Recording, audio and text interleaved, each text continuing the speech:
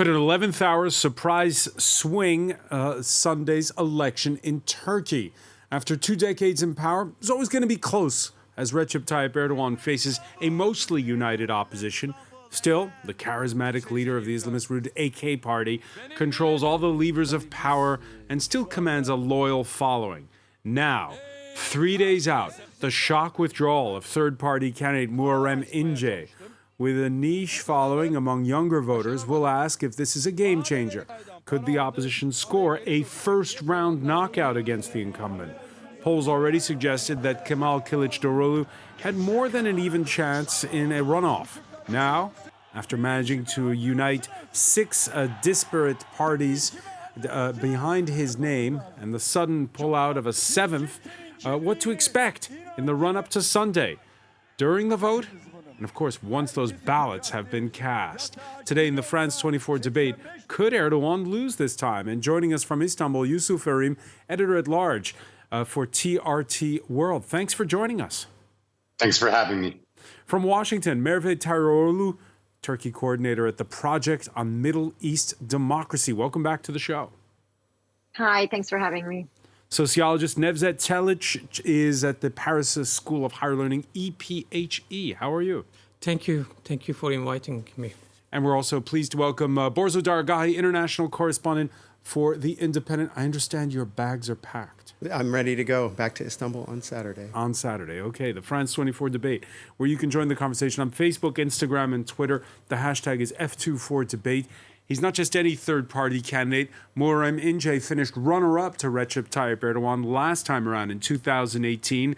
Back then, he was the standard-bearer of Kilicdaroglu's CHP party. This time, he tried to go it alone, until now, that is. I'm withdrawing my name from the presidential candidacy. I'm withdrawing from the race. I'm doing this for my country.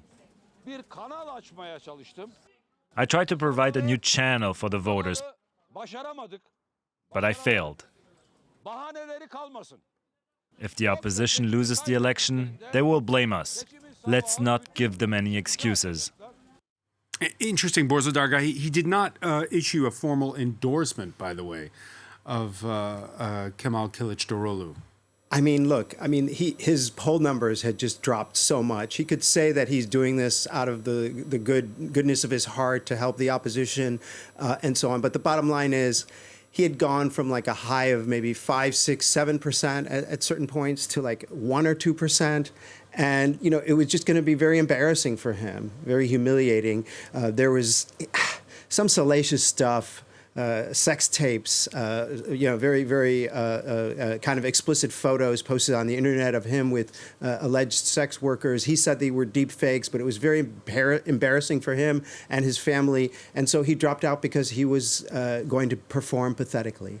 And is this a game changer? Is this mean that the opposition could win? I think it was already apparent. You know, just this morning I was writing up a story as a curtain raiser for the elections and saying that there is a chance, according to the polling, that Kilicdaroglu would score a first-round victory. There was a chance. It was remote. It would be very narrow. And then this happened.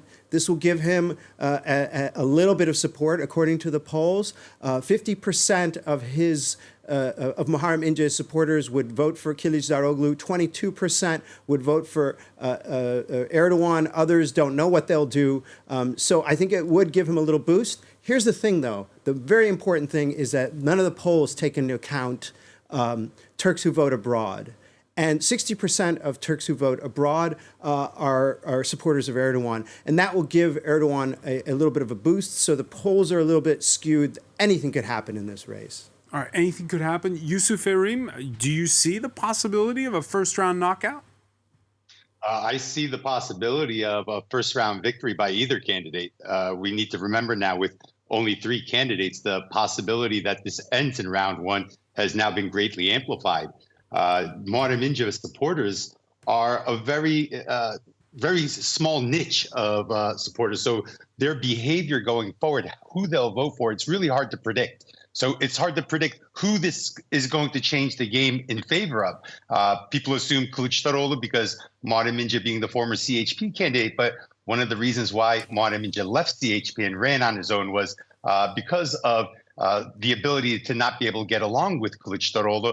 So, I mean, frankly, I would assume that as a reaction vote, that most of Muharrem Ince's votes will probably go to Sinan Oğan, the other candidate that is an outlet for voters that are disgruntled with both sides. Now, going forward, as I said, this will most likely end in the first round.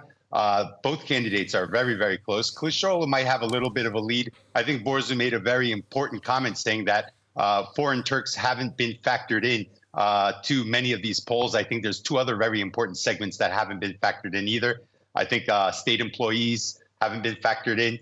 Many of them don't like to answer these types of poll questions. I also think new Turkish citizens over the past 5 years haven't been factored in as well into these polls. So these small segments, coupled with Muharrem Ince's 2%, maybe 2.5%, could make the difference in anyone's favor. But now I'm beginning to believe that this could most likely end in the first round. Merve Tariorlu, have you been doing the math?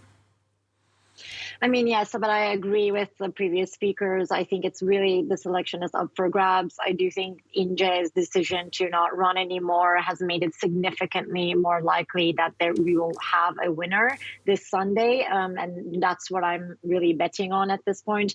And I do think the latest polls seem to show that Kılıçdaroğlu is, way ahead of, polling way ahead of Erdogan. It's not clear that he will be able to pass the 50% threshold, but I think with Ince supporters, he could just get that.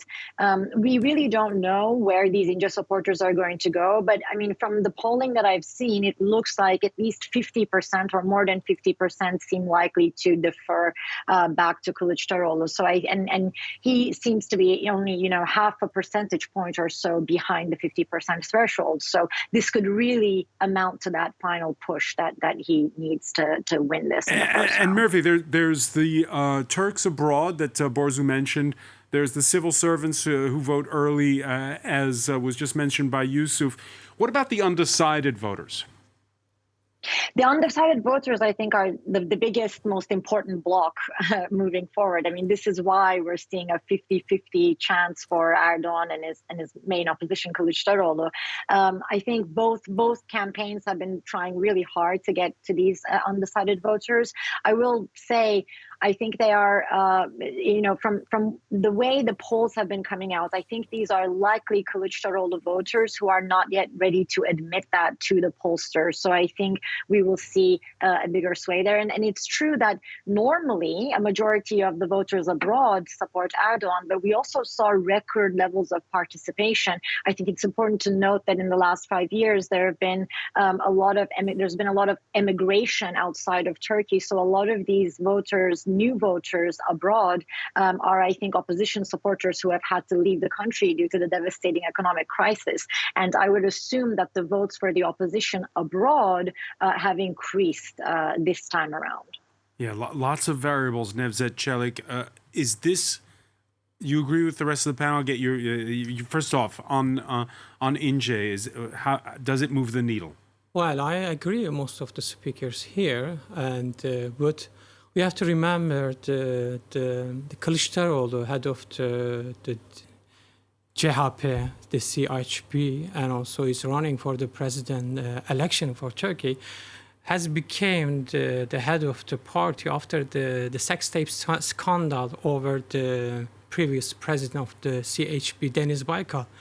So the Ince is, I think, has decided that it will be better to give up for presidential election after the sex tape scandal, and many people think he should continue. So will it just be one round, do you think?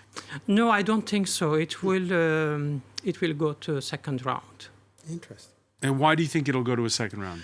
I think because people will think again, because it's sociologically the people in Turkey has fed up with this kind of scandals. It's not first time to before any election this kind of things happen. It's changed the mind of the people. I think they will think again. And to me, the major factor is economy. And the Erdogan has been announced many new raised about salary, the economic development, the new project. I think the Ince's are not major play changer for the moment. Turkish elections are never for the faint of heart. We can show you images from last Sunday aboard an opposition campaign bus in the eastern Anatolian city of Erzurum. This was before a speech made there by the Istanbul mayor, Ekrem İmamoğlu. And as you can hear, it gets quite violent. There were arrests made afterwards. And there's, it's always rough and tumble. Borza, you've covered election campaigns in Turkey before. It's only Thursday. Could there be more surprises between now and Election Day? Of course, there could be. As someone pointed out to me, in the final week of a Turkish election, it's like a year in any other kind of election campaign. Look, I think that the government really wants to win. Erdogan really wants to win. Plan A is win, unveil projects, everything from aircraft carriers to electric cars, new factories, etc. New tower in the middle of the Bosphorus. I got a press release that they're opening up. All these renovations, all these great projects that raise the salaries, make promises that sometimes they won't keep later. Okay, that's the carrot. That's Could there plan be stick? A. Plan B is, I think, violence. A little bit, or at least mobilizing these things that you're seeing, these comments by the interior minister, that this is a coup, he was saying. The election is a coup. Comments by Erdogan saying that the Turkish people will never hand power to terrorists, okay, and won't accept an election. These are signaling exercises meant to mobilize various constituencies that are prone to violence. That includes Islamist constituencies and nationalists and nationalists and so on. And plans, and there's a plan C, and I've talked to analysts about this, and plan C is to let's just lose and do the Netanyahu thing and spend a year sabotaging them. So I think that they are psychologically preparing themselves for all three of those possibilities. If it's close, someone very smart told me, if it's very close, they will go with plan B, try to overpower the opposition and take control a la Trump or Bolsonaro. If it's not close, they'll go with plan C and wait a year and let the table of six implode. All right, he suspended campaigning for 48 hours a few weeks back due to a stomach bug. But at 69, Recep Tayyip Erdogan showing no signs of wanting to slow down, as Borza was saying. It's been his usual no-holds-bar rhetoric on the campaign trail, like, for instance, last Sunday in Istanbul. Mr. Kemal, drink as much as you want. You can drink a full keg of beer, but even that will not make you better. My nation will not give the floor to an alcoholic, a drunkard. Okay, accusing his opponent of being an alcoholic. Yusuf Erim, what's the likely scenario going forward? I ask the question because we have questions like from Rob on the hashtag F24 debate. With a close win for the opposition, will it result in a rerun of Trump tactics by Erdogan?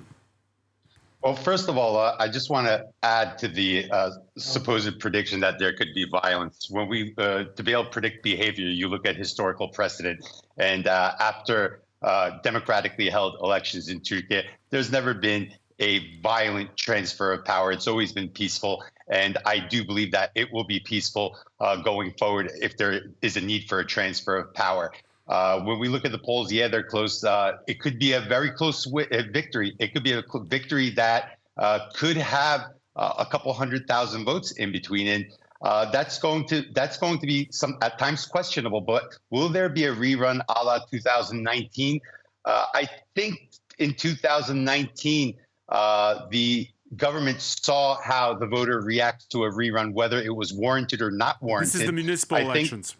Yes, the municipal elections. I think the AK Party saw how the voter reacts and what voter behavior is like to a rerun, whether it was warranted, whether it was not warranted. I'm not one to judge, but just the reaction given by the voter was in favor. It was in favor of the candidate that had finished ahead. So I don't think a rerun would solve anything. I think that after 21 years, the Turkish president has a very important legacy, and I don't think he'd do anything or allow anyone else to do anything to tarnish his legacy. He would calling his opponent a drunk. That's typical for a Turkish election, though. That's normal. And then that's afterward, normal. they say, "Let bygones be bygones." It's happened. I've seen it so many times. Yeah, this type of rhetoric is normal during Turkish elections. But calling it a coup was not. Everyone hits out at each other, just like elections throughout the world. I mean, we've seen U.S. elections, what the candidates were calling each other. So that's election rhetoric, and that's expected. That's expected everywhere in the world. But again, the Turkish president has a very important 21-year legacy, and he's not going to allow anyone to tarnish his legacy. If in the event of a loss, he would make a tremendous opposition leader, and he would wait for his opportunity to come back, and he would most likely get that opportunity. Mehmet Tayyip, what does your crystal ball tell you? I mean, first of all, I have to add that he has not only called the opposition members and leaders drunkards, but also gay and sluts. So, I mean, this is the gendering in this election has been pretty crazy, I think. And I don't think we should consider these normal, even just because they've happened in previous elections. I also think, the question of violence on Sunday or leading up to Monday, I think is a really important question. Yes, we haven't seen examples of violence happening in previous elections in Turkey, but we have hundreds of examples of the Turkish police violently attacking peaceful protesters. And I think given that this vote seems to be so close, if we're looking on Sunday with at an opposition victory with a margin of just 1%, I think it's very likely that President Erdogan and his government might decide to challenge that victory for the opposition. And in that case, we could see lots of people, opposition supporters, coming out to the streets to protest what they will consider, I think, an attempt to disregard. Talk us through it here, Merve. How is the vote counting going to go this time? Is it going to be like just all the other times? Yeah, it's going to be like the other times, and I'm pretty confident in the election security in that sense, and that's because of civil society. So more than 100,000 Turkish people have already signed up to do election monitoring with multiple NGOs that are running these efforts. They're trying to make sure that they will have eyes of independent citizens at every single polling station, and these people will stay around for the vote count, which happens locally at every single station. So I think it will be very hard for the government to try to rig the vote, for example, because they will be facing, all these eyes, more than 100,000 Turkish people there, alongside more than 300 international observers who will be on the ground. But I am worried about the scenario of, if the government tries to deny the opposition a win just because it's a narrow win, as it did in the Istanbul election in 2019, then I think it's very likely that this time we'll see huge numbers of protesters on the street. And I think it's an open question whether the Turkish police will violently attack them. We have lots of examples of that happening in recent years, unfortunately. Well, let's talk about the rhetoric we've heard again on the campaign trail. We heard there Recep Tayyip Erdogan with his firebrand speeches. The previous day, also in Istanbul, this was last Saturday, Kemal Kilicdaroglu reiterating his pledge to bring back a democracy where the power is in the hands of parliament, not the president. We are not going to leave the fate of the Turkish Republic in the hands of one person, and no one will accept the words of just one person. Nevzat Çelik, the book on Kilicdaroglu is he's not as good an orator as Erdogan. In this final home stretch, in these last days when they're trying to reach those undecided voters, who's going to grab the headlines? Well, 48 hours is a long time for Turkey. It's we have been talking about it these months, but last week, especially 48 hours is important. But one thing we have to be sure, Erdogan has always insisted democratic election. He will always, since 2002, he consistently and And every time he's referring people to go vote and accept the result and understand the political argument in Turkey. But he always telling that the only way to change the government is election, and the people has to go vote, and everybody has accepted. But we did see that rerun in 2019 in those municipal elections. Maybe that was the example that was the exception. That's one exception, and they re-vote again, and then he accepted that. But in history of Turkey, historically, we have been more than 4 coup d'etat in 60, 70, 80. You know, they overthrown the elected governments, and thanks to God, you know, since 2002, we have been always choosing the government by election. And I think the Sunday still is not clear. But again, I will say either Kilicdaroglu with other alliance or Erdogan, the result will be accepted by both sides, and there will be no violence. But one thing we have to remember, that Erdogan will not stop. He will still continue as a opposition. So it's the Netanyahu scenario that Boris Dargahi was mentioning? Thank God for that Netanyahu scenario. It will give authoritarian populists hope all over the world. Because he knows that this is an opposition coalition that's a bit at cross purposes when it comes to policy. Exactly. I mean, the opposition alliance, we have to see it's ideologically, political background are different, and they have not one target. And it's the biggest question, if the Kilicdaroglu wins, how they will run the government. And with these different alliances, you have to see also the two part of alliance, like Babacan and Davutoğlu was part of Erdogan government in previous governments. So we have to see, and after the Sunday, but in any case, the Turks will appreciate the result. I don't think so will be any problem for the transaction. All right, so we'll see what happens in those scenarios. It's we have in the past predicted incumbent fatigue in Turkey and been proved wrong. This time, though, is different. The high inflation, the cost of living, and also Turkey's deadliest earthquakes in living memory striking back in February. The devastation felt hardest in cities that in previous polls solidly voted for the incumbent. France 24's Nadia Massi returned to the Mediterranean coast city of Iskenderun and filed this report. Camille considers herself lucky. None of her family died in the earthquake, but she has lost her home. You work for 50 or 60 years and suddenly it's all just gone. 3 months on, a burning question. Could more have been done? It's a debate that's brought national politics, once a background issue for Camille, into sharp focus. Last time I voted for the AK party. That's the truth. But now I'm not so sure. In this election, things will change because people have broadened their minds. Those who were sleepwalking are awake now. They were just a herd of sheep. Today their eyes are open.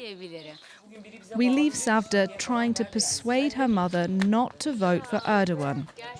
She isn't the only person we meet who's lost confidence in the government.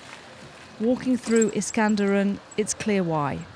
Rubble still lines the roads, and there's growing anger at construction loopholes that allowed dangerous homes to be built. My shop was there. Of course, Erdogan has played a role in this crime, especially regarding illegal housing. I think he knows he's made mistakes.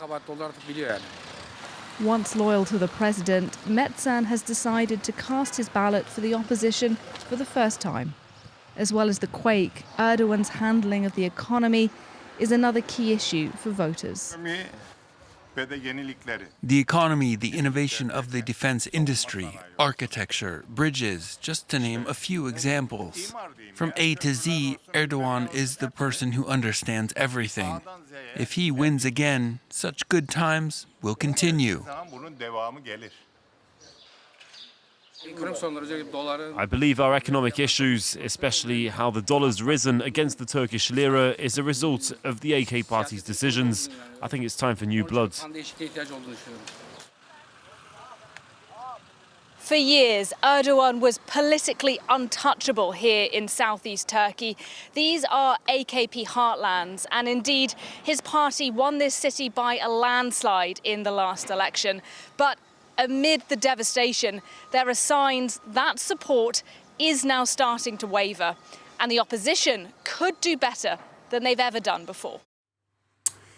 Yusuf Harim, on Recep Tayyip Erdogan's watch, Turkey's had an economic miracle. It was fueled during those 2 decades by a construction boom. You heard in that report one disgruntled gentleman talking about the loopholes in some of those that allowed some of those buildings to be built that collapsed. How much will the earthquake factor in Sunday's election?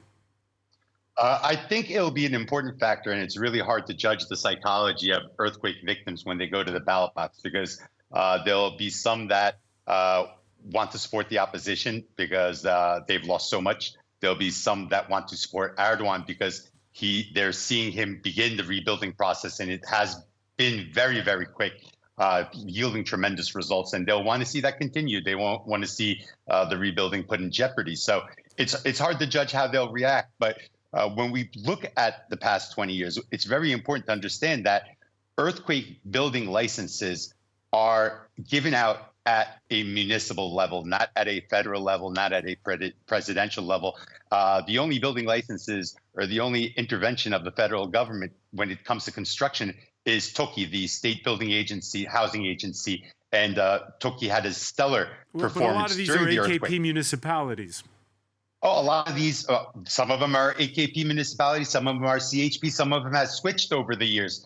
You have to remember that all these buildings weren't built in a 4-year mandate, throughout a 4-year mandate. We're talking about hundreds and hundreds of thousands of buildings in this area. And in places like Hatay has had many different leadership from many different parties. Same thing with Adana, same thing with Adıyaman, same thing with many of the earthquake zones. So to place the blame on a single party, no, it's an endemic problem regarding the situation with buildings. And I think there's equal blame across the board when it comes to these municipalities.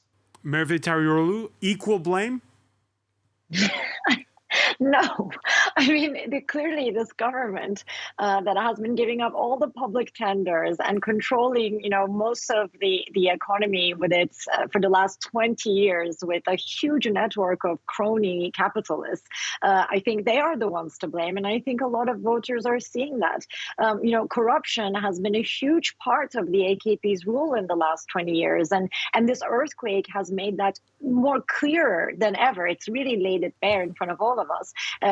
So many of these, I think a majority of these buildings that went down should not have been constructed in the first place. And it's because of these construction sector companies' connections with the government directly that they were able to ignore the rules and regulations in place and bypass them and build these incredibly unsafe buildings that have contributed to the devastation. The earthquake was a horrible tragedy, but I think a lot of the losses that, human losses that Turkey suffered are a result of corruption, and many people are seeing that. I think that's very clear. It's important to note that a large majority of the crony networks who are acting on behalf of and have really close ties with Erdogan and his government are in the construction sector. So I think this earthquake was, a very clear way of showing the Turkish people exactly how harmful this kind of state-capital relations can be.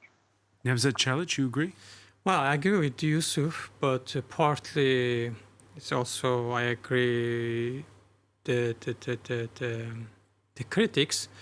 But Turkey has also been criticized by the oppositions, and the fact of the earthquake we have been seeing that none of the Turkey building has collapsed means Turkey has to speed up the transaction of all the buildings that has been built up before 1999. Wasn't this the promise, though, when Erdogan first gained power after the 1999 earthquake. Indeed, but to transaction of these millions of building is cost billions of dollars.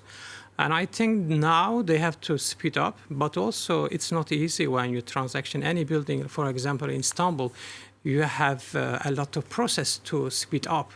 The many people, they don't want to be touch their building and the transaction, the destroy the building and the build up again is process. And the private owner, they don't allow even to do this. Well, yes, they have to speed up, and maybe this earthquake has been wake them up. I mean, yes, the Toki buildings didn't collapse because there's no profit in giving waivers on earthquakes to government housing, right? It's the private sector that would pay. Why would you take bribes from yourself? Why would you take these waivers from yourself? So yes, the Toki buildings did well.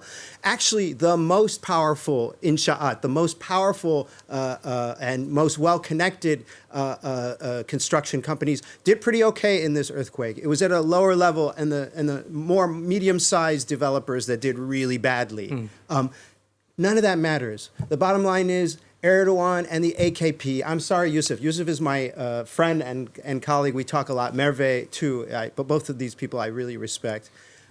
I'm sorry, Yusuf, but Erdogan and the AKP, they have built their reputation on this whole image of construction. Erdogan, the master builder of Turkey. And, whether or not he is correctly blamed, whether or not the CHP has also been involved in, I live in Istanbul, and, CHP districts are full of as much questionable construction as AKP districts. So everyone's getting a cut of something, and it's the perception that counts, and the perception is harmful. And Erdogan was not able to campaign so much in this election as the master builder. And that really harmed him. The earthquake really harmed his ability to boast. Where it sounds like his opponent hit hardest was with those kitchen videos. We have an intruder. But that's a different issue, yes. But where you see Kemal Kilicdaroglu sitting at that table with those YouTube videos showing an onion and talking about the cost of living. I mean, that's a different. So that was more. It's more of an issue for voters, the cost of living, than the earthquake management. Absolutely, 100%. The cost of living is an issue. The other thing I would just say is that Kilicdaroglu's tone is, look, yes, Kilicdaroglu is not as good of an orator as Erdogan, but he's a better strategist. And Kilicdaroglu built the party of six. Whether it will succeed or not is not clear. But Kilicdaroglu thinks further ahead than Erdogan does, who's more of a tactical person, and that has been his advantage. And he's also got a tone that might be more in tune with the times. Just as Biden toned it down to defeat Trump, Kilicdaroglu is toning it down to defeat Erdogan. Maybe he's a better reader of the mood than Erdogan is. You agree with that, Yusuf Farim? Well, first of all, Borza, you don't need to apologize to me at all. I have nothing against any of the political parties at the end of the day, but I don't want to see blame just shifted on or magnified onto one person. At the end of the day, Erdogan tried to roll out an urbanization plan, which was constantly blocked by many other parties. I don't want to name names. People can Google and see who they are. But as Kılıçdaroğlu, as a strategist, he is a good strategist.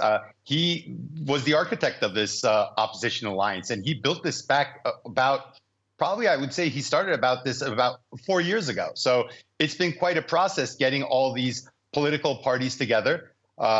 It's not easy. It's a very eclectic bunch. You have conservative parties, nationalist party. You have left-wing party, right-wing parties. So a center-right party, and well, we'll say a seventh party from the outside supporting them that might not get along with the nationalist group, let's say. So it's very hard to manage. He's had to be a manager of many different political views. So it was a very tough process. Yes, he did have foresight because he understood that if he could consolidate the other 50%, that he had no chance. So he began working. He looked at the numbers. He needed 50%, and he started doing calculations, tried to bring everyone together.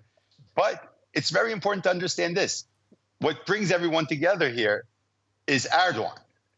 In the event of an election victory, it's going to be very important to see if Kılıçdaroğlu can keep these parties together. That's going to be very important because I think it's going to be very difficult. You have very different views. Very, very different views. It's going to be very difficult to keep these guys together. And that's not a jab at him. It's just an extra task that he's going to have to deal with. Let me put this to Merve Tarioglu. Let's not forget, this coming Sunday, it's a presidential election, but it's also legislative elections. What will the next parliament look like? It's really hard to say. I mean, look, the opposition is trying to gain a majority of the seats, but even if they, I mean, I don't know. I really think the polls are too close and too diverse for us to be able to say how it's going to go.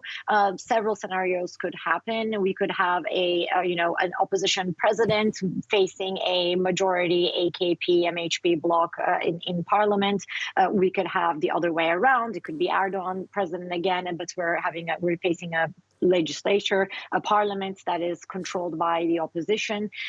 It's important to note that the opposition alliance that's running are not the only opposition parties that are running right now, and I think there will be overall a majority of opposition seats in the parliament, no matter who gets most of the votes, if that makes sense for the parliamentary seat distribution. Either way, if there's an opposition win, they're going to be looking at it's going to be hard for whoever has the presidency to govern.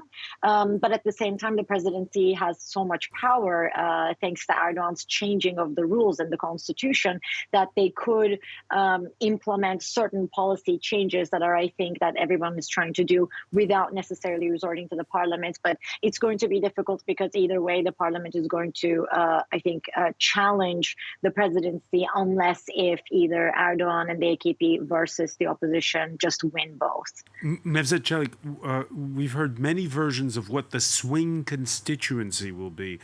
We've heard it was the youth vote. We've heard it was the Kurds. We've heard it was shopkeepers in the Anatolian heartland who in the past always voted AKP.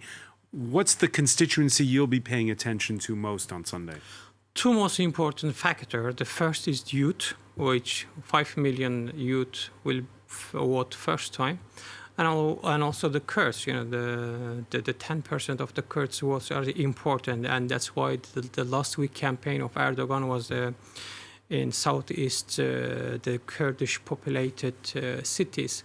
But Kılıçdaroğlu, it seems, has been advocated more on youth, and seems the more youth, as the poll shows, the enquete shows, will vote for Kılıçdaroğlu. And I just saw that this night President Erdogan has a message on TV for the youth. As I said, the youth's votes will be a critical point for this election. For the Kurds, the President Erdogan party, AK party, has been always the second party after the Kurdish HDP party. And I think it's doesn't gonna change. It will be the second party, but we can... Even when Erdogan brands Kilicdaroglu as someone who's in bed with terrorists, that doesn't change the minds of Kurdish voters if they're all being branded as terrorists? We have to see this sociologically. The Kurds are also traditionalists, and they are close to religion, and you see that the many towns on Kurds are still close to Islam is an important point for the Kurds. And so this, as the Erdogan start to advocate his policy with the Kurds, especially to be together in terms of Islam also, as a united. Okay, so there's not just one Kurdish vote. There's several of them. Now, everybody's paying attention to this election that's coming up in Turkey. We certainly have. It's been making headlines in Germany and France, in lots of countries across Europe. Lots of looking ahead to this vote. All roads lead to a nation that's both in Europe and in Asia. All roads and all waterways. It's Turkey and the UN that are trying to keep the grain deal alive, whereby Russia and Ukraine export staple items to feed the developing world. Sunday's vote has certainly got the attention of Turkey's neighbors.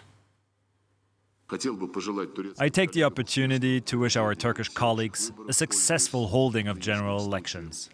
These elections have already begun outside the country, as I know. I'm sure that they will be honest, transparent, and will provide an opportunity for the Turkish people to express their will without any external interference. Without any external interference. Putin has already been helping out Erdogan by selling Turkey cheap gas. Saudis just plunked $5 billion into the central bank, very strangely timed. Ironically, strangely, the one country, the one rich country that you would think would be the most supportive of Turkey, Qatar, has been staying out of it, wisely perhaps, which is interesting. Meanwhile, UAE also has been, they don't just like they don't want to see democracies in the Arab world, they probably don't want to see democratic trends taking hold in the Muslim world as well. So this is a lot of skepticism on the part of if the opposition wins, what does it do in terms of? Kilicdaroglu has said himself that he will reorient Turkey again towards the EU, and that's where the home of the Turkey is, according to him. And interestingly, that message was not insulted or countered by the AKP. They know that's a hit. They know that many Turks, especially in the Generation Z swing vote, they want that. They look to Europe. They don't want to be part of Russia. They don't want to be part of the Gulf states. So Erdogan's emerging Eurasian allies are an anathema to many of the Kurdish swing vote. I'm sorry, to the Turkish swing voters. So it's a very precarious. So in that way, foreign policy does have an effect on this election. It has an effect on this election. Yusuf Erim, on foreign policy, you agree with Borzu there? Well, I believe that Erdogan had already signaled that he wanted closer ties with Europe about 6-7 months ago. So this was something that was already on the government's foreign policy agenda. So that's nothing new. But traditionally, or at least Kılıçdaroğlu's campaign has talked about a foreign policy that's more aligned with the West, more aligned with the United States, more aligned with NATO. At the same time, he's also said that he will try to continue to mediate with Russia. But again, that's going to be hard because mediation requires trust, mediation requires confidence, and mediation requires both actors knowing the mediator, trusting the mediator. So that's not something you can jump right into. That took 10, 15 years for Erdogan to be able to have that rhetoric and to be able to have that dialogue with both the Ukrainians and the Russians. So very briefly, that's something different. Very briefly, Merve Tarulu, because we're out of time, but where you're sitting in Washington, you have a president who's known Recep Tayyip Erdogan for a long time. What's the view on this election? I think this point about trust is very important, and I think Erdogan has destroyed the trust in Western capitals on Turkey. I think he has destroyed, Turkey's really otherwise good relationship with its NATO allies, especially here in Washington. So I think, yes, he could be saying that he wants to reorient Turkey towards the EU or towards NATO, towards the West. I don't think anyone's buying it. The opposition here is much more credible. We'll have to leave it there, unfortunately. Much more to talk about in the run-up to Sunday's vote, the first round. Merve Tarulu, I want to thank you so much for joining us from Washington. I want to thank Yusuf Erim in Istanbul, Nevzat Çelik, Borzu Daragahi. Thank you for being with us here in the France 24 debate.